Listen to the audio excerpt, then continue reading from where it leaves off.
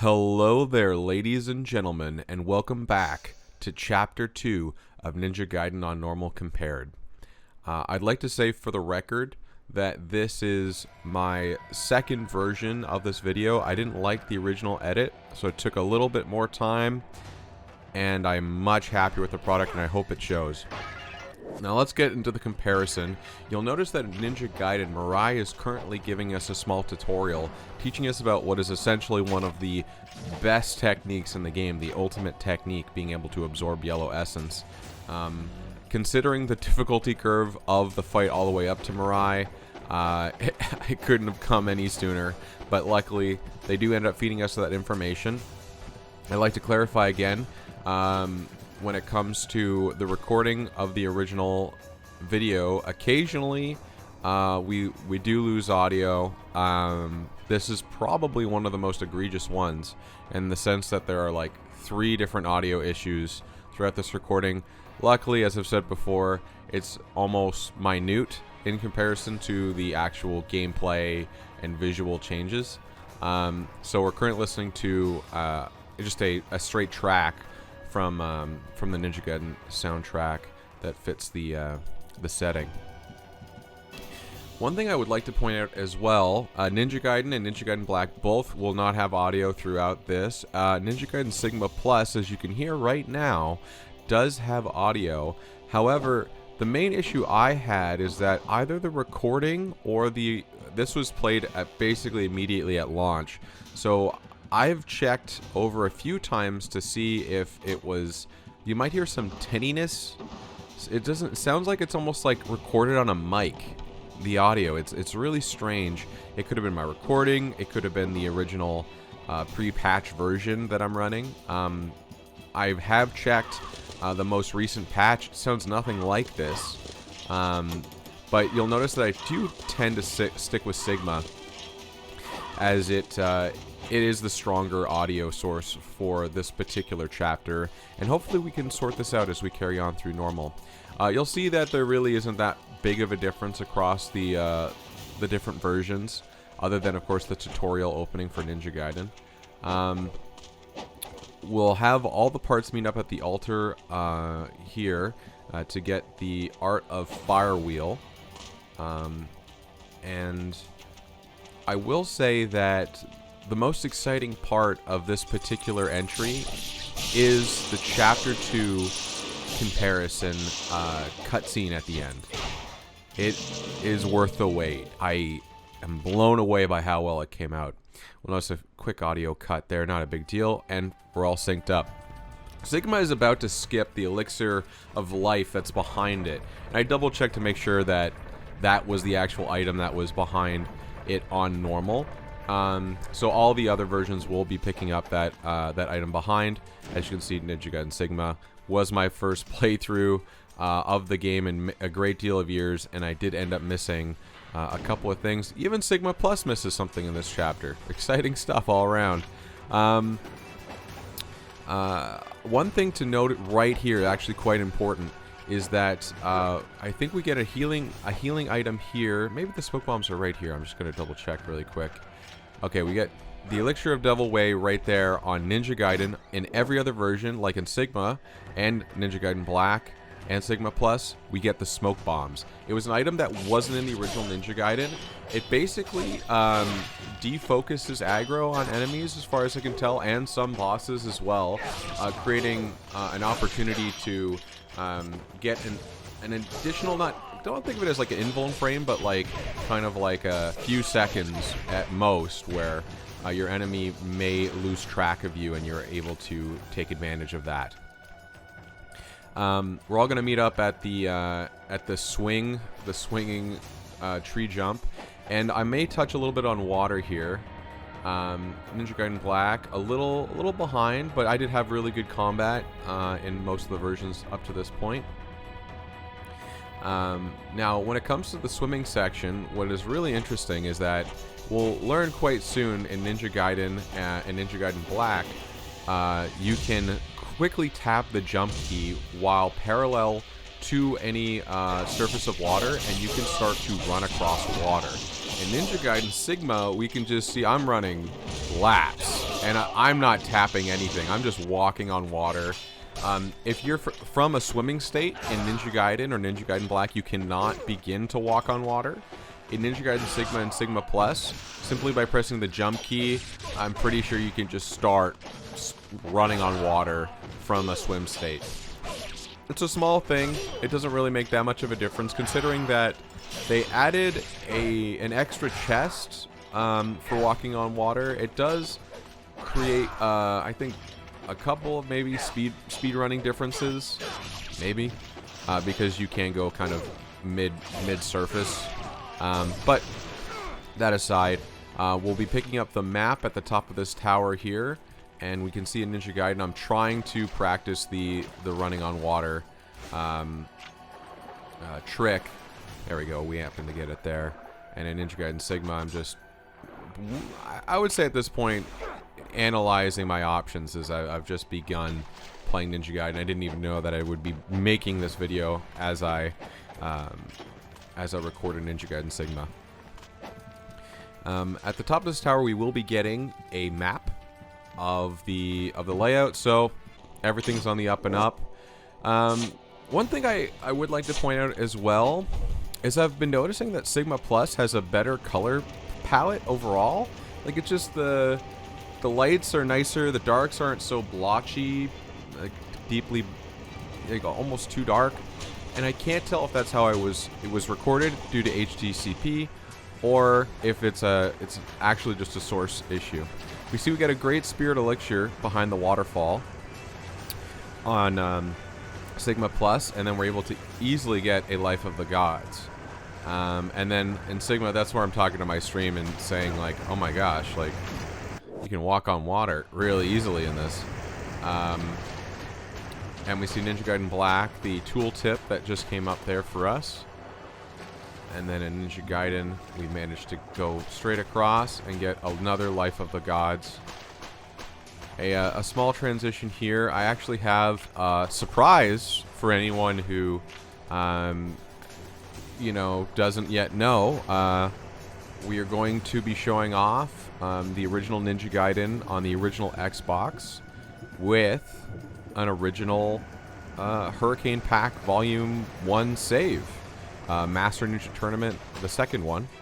And yeah, this is just, and of course in Ninja Gaiden I was running at the waterfall for a small amount of time, trying to just double check to make sure that there was nothing behind it. And I confirmed it quite easily. I do apologize for the small audio cut. It felt inappropriate to throw music down for the what is to be 3 more seconds of footage here. But yeah, I'm so excited. So when the Hurricane Pack 1 came out, you'll see here we have all my saves. I'm a very ambitious Ninja Gaiden player. They're all in normal. And when it comes to this particular one, I remember just being unable to beat this. Now we're going to learn about something called the intercept technique. Now this was exclusive to this particular DLC, which can only be accessed if you have that save already saved on an original Xbox, possibly also on an Xbox 360. That's it. Unless you emulate this, which is seeming more and more possible these days. You'll also see this is on the original Ninja Gaiden, and I just did a charged ultimate essence. Yes, there are ways to emulate this. No, it is not easy, and I would not recommend it. I did try. It is a pain. So what I'm trying to show off is the intercept technique. Hopefully we'll get a few seconds of it here in a second. Let's see. Not there. You have to time the block just as they attack. Not there either. Oh, I'm so low on health. Let's see if I can pull one off here. Oh, it's painful to watch. There we go, I got one there. And what it allows you to do is not quite a parry, but give you a few seconds of invulnerability where enemies can't hurt you. And it's so overpowered. As you can see, I got swung into and took no damage and was able to pull off an ultimate technique. Now, I thought that the intercept was more of a use case for using ultimates. That's not the case. It's just basically allowing you to get a few invulnerability frames across the entire game. And if you do want more information on that, I do recommend JTBs, I think is a YouTuber. If you just look up the intercept technique, he's got a great history of it. I wanted to show a little change on this enemy right here. He's going to shoot his ranged attack, the sorcerer, if you will. And it's going to be a multi-ball, which cannot be blocked or easily dodged. And so I think there is an argument to be made that the Hurricane pack would be worth this comparison if it were accessible in its current state, which it is really not. But I thought for fun, I'd show off that, hey, you know, some of us still do have it, and that one file on the internet isn't the only one. However, you know, I took, I think, a couple of saves later than that particular save file that is so famously used for emulating. So we can kind of hear that audio issue here, but let's just focus on the actual environment. We'll see that we've got flower petals everywhere. They put a lot more into it, and the actual combat section in both Ninja Gaiden Black and Ninja Gaiden have us fighting 3 samurai, which is quite difficult, in my opinion, in comparison to fighting off 1 like sorcerer and 2 samurai. I find that particular fight to be much more favorable, just because you've only got kind of 2, you know, close range enemies to deal with, not 3, and it makes a big difference for trying to find openings when they have such a heavy knack for blocking. We'll see that the Flying Sparrow does come into play on Sigma there for a few seconds, and it does make a difference. Now we're going to be exploring and collecting items. I'm fairly certain they were all the same across the board, but we'll definitely see. I do know that there's a big find here in Ninja Gaiden Black. Sigma Plus, I make kind of an allure. I make a nod to it, but we'll continue on, and once we get it, so we have a Life of the Gods and all the versions, and there it is in Ninja Gaiden Black, the Lunar. I even slowed down the footage just to bask in its glory. That is the only version where you do get the Lunar at that exact stage in Chapter 2. Chapter 3 is where Sigma and Sigma Plus will be getting the Lunar. Ninja Gaiden does not have the Lunar whatsoever. One less item to play with, and I think it offers a lot. That bow staff is so much fun. It really creates a sense of energy in a lot of the combat, and comes into play in certain high-end strategies for like a couple of bosses, I think. I've also sped up the footage here because, again, first-time playthroughs, they don't always go so smoothly. Spend a lot of time making sure to check every little single thing. But important scene coming up. Ayane went on ahead of us somehow. She's just great at that. And only in Black, Sigma, and Sigma Plus do we see this. The scene did not exist in Ninja Gaiden. She warns us, foreshadowing the Doku fight. Dark samurai, clad in black armor, master, you do not attempt to fight it. Do not attempt to fight it. I wonder why. I do want to talk about the issues with the bow in Sigma Plus, but not right this second, as there's a ton of footage coming up. Basically, we do get a scroll in Sigma Plus telling us how to use the bow, quite nice. And we'll do a kind of subtle, it's not as great as I'd like it to be. We're going to do a comparison of Mirai's shop across all the versions. A few key items were strewn about in the shelving. And I think they're different depending on it, Sigma and Sigma Plus as well. So, we see we have access to the Dragon Sword in Sigma. Let's see, the regular shop looks a little different across all the versions. We don't have any scarabs across any of the versions. My essence count will be greatly different. We can see in Sigma we've got Art of Inferno for 1,000 essence. Flying Swallow, in case you missed it, you can purchase it. That's at least what I'm sure it's for. Or I'm pretty sure it's for. Arm of the Moon's 5,000, Arm of the Sun 5,000, Elixir of the Devil Way, and Great Spirit Elixir on Ninja Gaiden. You can see their prices there. We've got the Wooden Sword at 500. Nothing's quite changed there. Looks like 5,000, 5,000, 1,000 for the Art of Inferno. A must get, in my opinion. One of my favorite Nimpos. And Yeah, I think that for the most part, you're looking at a very similarly priced shop. And you know what's really funny? I misremembered the Lives of the Thousand Gods being a full heal for some reason. So I kind of kept them in my Sigma run until I thought I absolutely needed to use them, but it ended up kind of dooming a thing. I have no idea why I thought that. I think I'll be picking up one of the missing items here in Sigma. In just a second, let's see.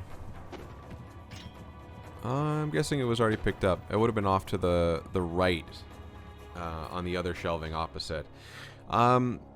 So for this section, I think this is sort of the bread and butter. For me, this is really where Ninja Gaiden kind of begins to get into a really good pacing, because we've got just a beautiful blend of combat sections that go on for a very long time without any kind of pause, if you will, as we discover Vigor, sorry, is it Vigor? It's the Vigorian Empire is the name of the place, but what is it called? Tyron, right? Oh yeah, as we discover Tyron, and we can see that, you know, the flying swallow technique that we were given a little earlier in Sigma doesn't seem to be making that much of a difference in this particular combat section. I wouldn't say it's easier, but it does, of course, give you a gap closer. I think it does make a difference. So I think, give a little bit of time to talk about the shooting. Normally, traditionally, when you shoot your bow in Ninja Gaiden Black, and even Sigma, what would happen is you would draw your bow, and you could then move the left stick to get to reposition. You could go right into a block, into a move. In Sigma Plus, you have to press the aim button again to exit the aim feature. And for intense, like, how do I describe it? Like, the combat is so tight, and sometimes you have just split seconds to react to something that whatever I don't know if this was specifically in Sigma Plus on the Vita and they just kept it in, or somebody just was like, oh, that's so frustrating when you press the left stick. Yeah, it was frustrating, and then you figured out why it was, like, necessary throughout the game to be able to have access to quickly get... Look at Ninja Gaiden. We block you know, we're taking a very aggressive position trying to use our bow, and then we're blocking an incoming charging horse. Like, this is... I didn't really know what to do in Sigma Plus. This is seriously one of the most negative criticisms I have of the system and whatever changes they made. This is the worst. This is... If it wasn't for the fact that there are so few sections where Sigma Plus in the Master Collection has you use a bow in a capacity where it is beneficial to combat. What comes to mind is specifically this section, right, where it just is so frustrating to not be able to block in time. I think I'm going to take a hit here because I have no other choice, and I end up just being like, I can't even... It is the learning curve associated with the change in Sigma Plus is much harsher. It punishes you way more than accidentally pressing the left thumbstick while aiming in Ninja Gaiden. It's so unintuitive. It's just very frustrating. I feel like whoever made that change, if it was for the Vita version, I can't even speak to it whatsoever, but someone should have said something. This has to be changeable. Please, Team Ninja, please change this. I can't even recommend the game because of this issue. I literally have to have a disclaimer with every single recommendation from here on out that this is the ultimate version because of this feature. It's so frustrating, and I'm truly disappointed in it. I'll continue to talk about it as things update as we go through the different versions of the game. As you can see, there was no major differences across any of the versions. I didn't really notice a difference in terms of AI either when I was playing it. And we have a beautiful side-by-side of Sigma. You see it has a inconsistent frame rate, and Sigma Plus holds really well at the 60 FPS, in spite of the fact that it was actually having monitor graphics card issues, like they weren't working in tandem very well. Sometimes I would get stuttering.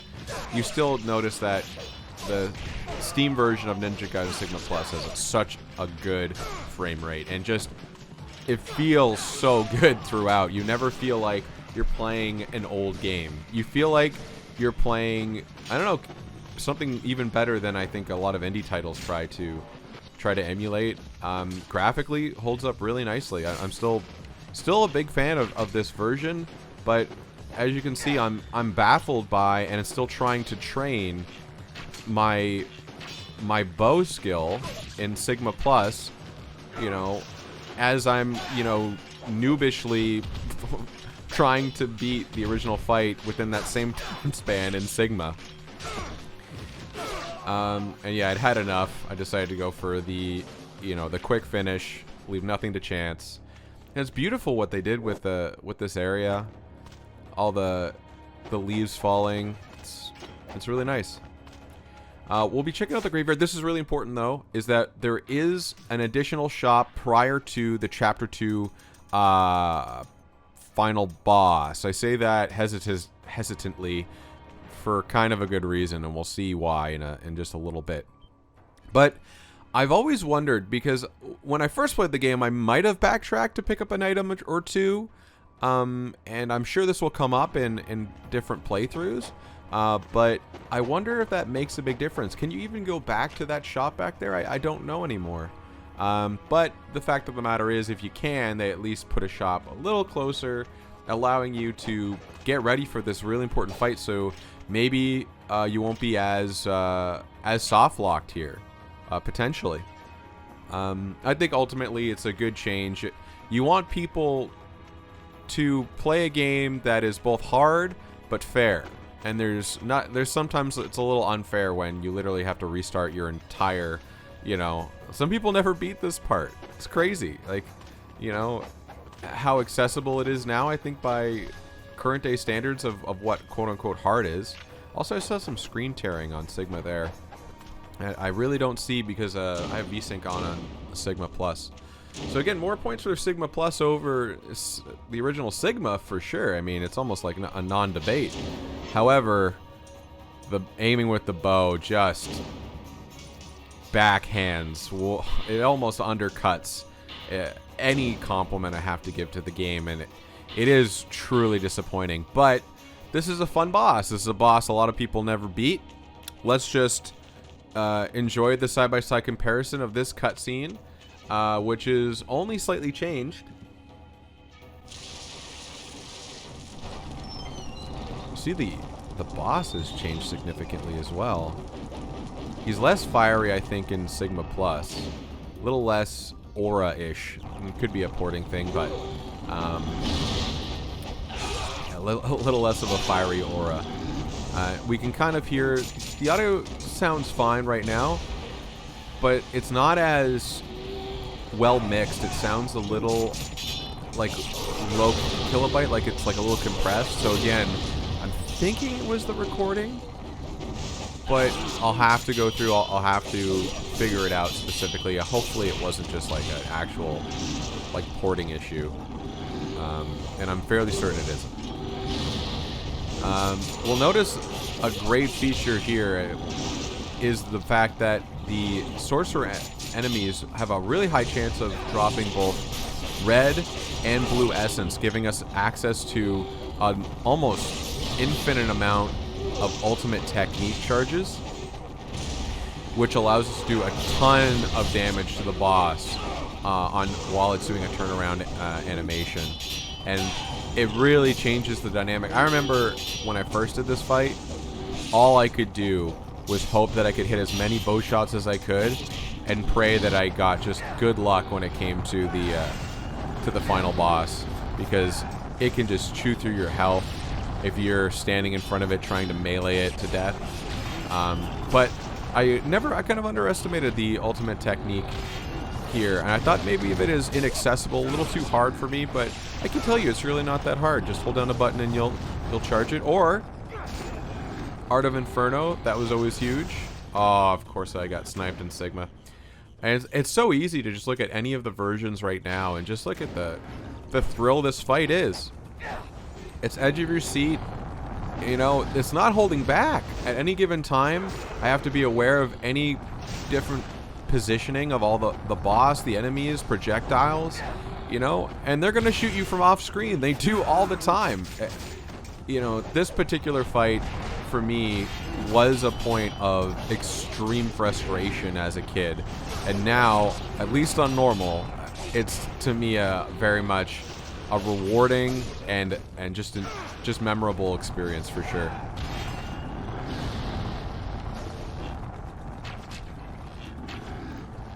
Trying to get some bow shots there. Sigma Plus looks like we're gonna finish that really easily.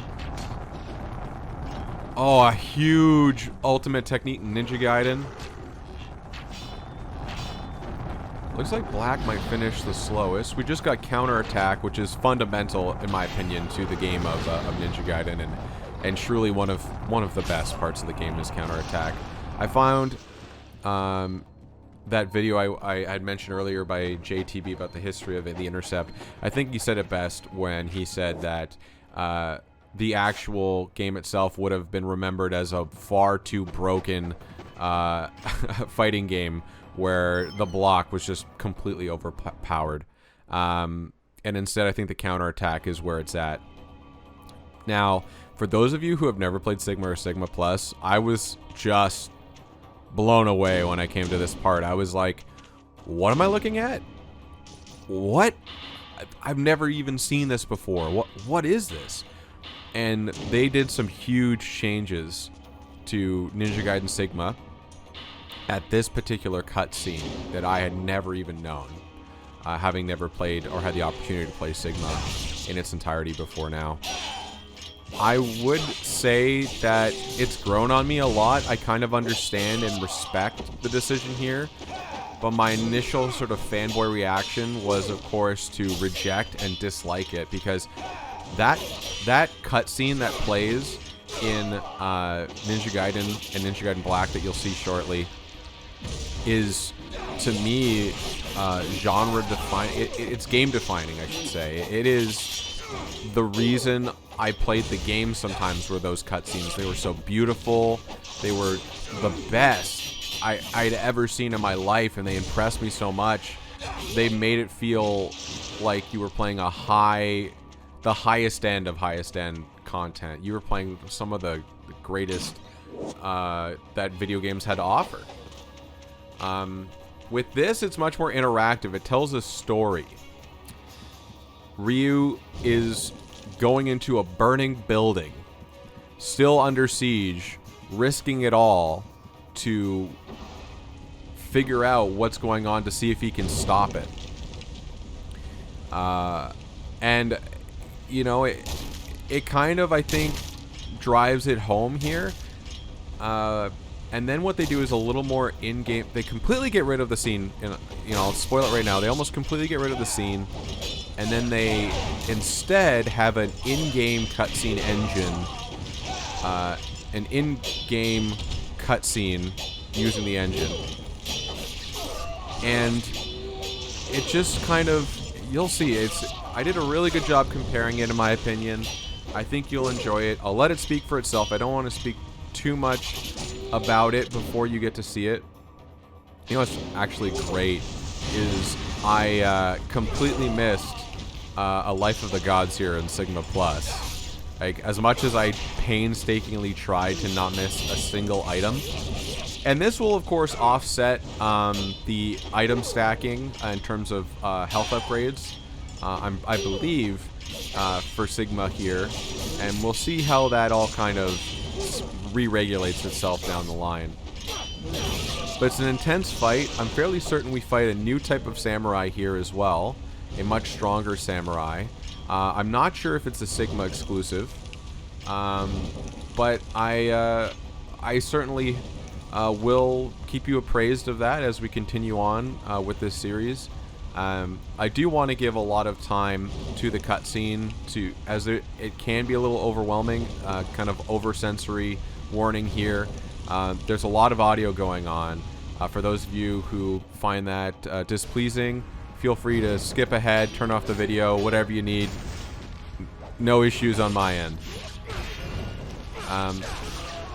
So yeah, so that pretty much does it for the actual gameplay. Now we're about to go fight Doku twice. I cut out, I believe, the Sigma Plus battle, just to keep everything really in line. You'll see me basically beat, or attempt to fight Doku twice in the time it takes to play out the original cutscene. As soon as you die to Doku or take a hit big enough to pull off your health, you're going to see the cutscene that comes after it. One of my favorite cutscenes to this day. And then we see the change in Ninja Gaiden. So we're gonna see the cutscene twice on Sigma and Sigma Plus, and we see it's very similar in terms of how it tells the story. The Shrine Maiden falls to her knees, and Doku is revealed.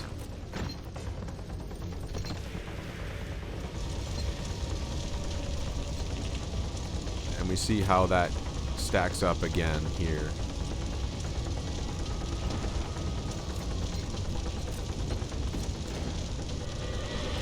You get to appreciate just how long that cutscene is.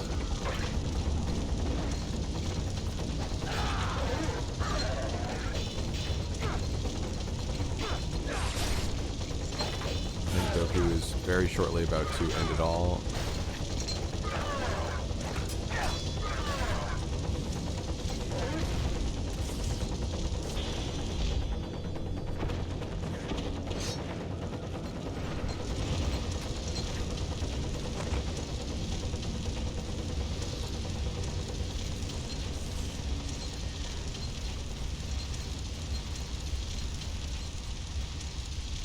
And then a truly majestic sync up at this exact point. And all three audio sources are playing right now. I did go back and get the audio when I played the Hurricane pack.